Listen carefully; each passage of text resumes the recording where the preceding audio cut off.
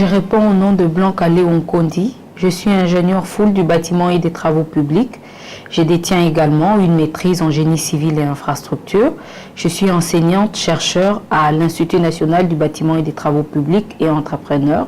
Je suis présidente du Forum des femmes ingénieurs au sein de la CNIR BTP, corporation nationale regroupant les ingénieurs du bâtiment et des travaux publics. Après l'obtention de mon diplôme d'État en maths physique en 2003, au lycée Compagnie sucrière de Kulungongo, j'ai choisi de faire les études d'ingénieur à l'Institut national du bâtiment et des travaux publics, où j'ai obtenu mon diplôme d'ingénieur full du bâtiment et des travaux publics en 2011. Après, j'ai entrepris une maîtrise à l'Institut international de l'ingénierie de l'eau et de l'environnement des IE à Ouagadougou, au Burkina Faso, où j'ai obtenu mon Master of Science en génie civil et infrastructure, option eau et environnement. De mon retour au pays, j'ai entamé une carrière d'enseignant-chercheur, ce qui m'a incité à suivre à distance via l'Agence universitaire de la francophonie les Masters 2 accrédités à l'Université des Cergy-Pontoise en partenariat avec l'Université de Genève pour me former à des nouvelles pratiques pédagogiques dont il me reste à ces jours la défense du projet personnel. Je prépare actuellement mon projet de thèse, mais il faut noter également que j'ai suivi plusieurs formations en passation de marché, management, gestion et suivi, évaluation des projets. Après mes stages académiques effectués chez Afritech, ainsi qu'au département construction de la compagnie sucrière, j'ai débuté ma carrière professionnelle en 2007 comme conducteur des travaux, puis chef des chantiers et ensuite comme chef des départements construction dans 2 entreprises de construction de la place, New Imotech puis All Trade. Et après ces années de pratique, je suis revenue aux études pour faire ma maîtrise en génie civil et infrastructure. J'ai par la suite travaillé comme consultante auprès des organismes internationaux, d'abord avec International Rescue Committee au sein du projet PARS, ensuite avec NFIA dans le cadre du projet Village Asseni en partenariat avec l'UNICEF.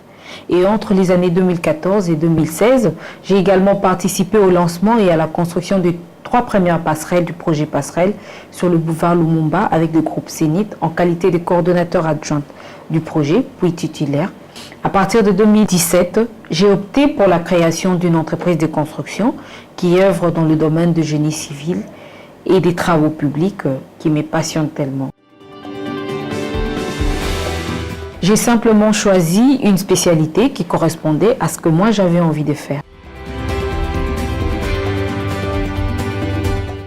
Les thèmes retenus par les Nations Unies cette année, penser équitablement, bâtir intelligemment, innover pour les changements, nous incitent à réfléchir aux moyens innovants permettant de faire progresser l'égalité des sexes et l'autonomisation des femmes dans notre domaine. Car dans notre pays, l'on enregistre une très faible présence des femmes dans les métiers d'ingénieur en général et dans les domaines du génie civil en particulier. En effet, la réduction des inégalités entre les 2 genres passe absolument par une intégration plus importante des femmes dans les métiers d'ingénieur, secteur déterminant pour la reconstruction de notre pays. Notez que si l'on enregistre de plus en plus de femmes dans les professions techniques, dites entre guillemets masculines, cela constituera un bon baromètre pour mesurer la participation active dans la vie professionnelle et donc par conséquent la promotion de l'égalité des traitements entre les 2 genres. Par conséquent, des efforts particuliers sont à fournir dans les domaines de la science, la technologie, l'ingénierie, je dirais les mathématiques et les designs, qui se caractérisent par une très faible participation féminine.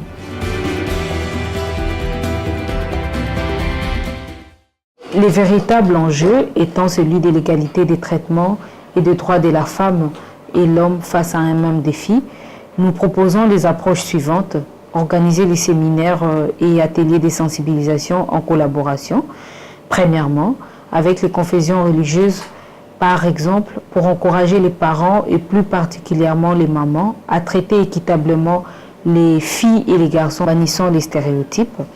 Deuxièmement, avec les écoles et les ministères de l'enseignement, pour inciter les élèves filles à embrasser les métiers dits entre guillemets réservés aux hommes, en leur montrant des modèles de femmes qui ont réussi dans leur vie professionnelle. Troisièmement, avec les institutions d'enseignement supérieur et universitaire pour encourager les étudiantes qui ont déjà embrassé les formations techniques à bannir tout complexe face à leurs collègues masculins et de se consacrer à l'apprentissage de manière assidue afin de mériter leur place dans la société, non pas parce qu'elles sont femmes, mais plutôt parce qu'elles sont compétentes.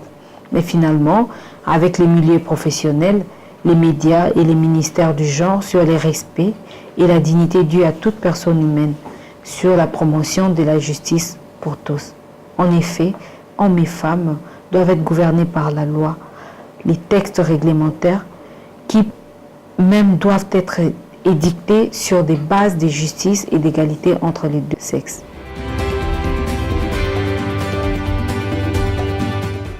Puisqu'une justice ne peut se bâtir qu'autour de valeurs de solidarité, de méritocratie et de confiance réciproque entre les deux genres, et que face à un défi à relever suivant des critères équitables connus de tous, la priorité doit être réservée aux plus méritants, c'est-à-dire aux plus compétents. Nous exhortons les filles à prendre conscience et à se préparer à faire face à cette compétition avec loyauté et sérénité. Nous invitons également la société congolaise de soutenir et encourager quiconque veut se lancer dans la formation et l'apprentissage du métier de son choix, sans aucun complexe, et plus particulièrement le métier d'ingénieur.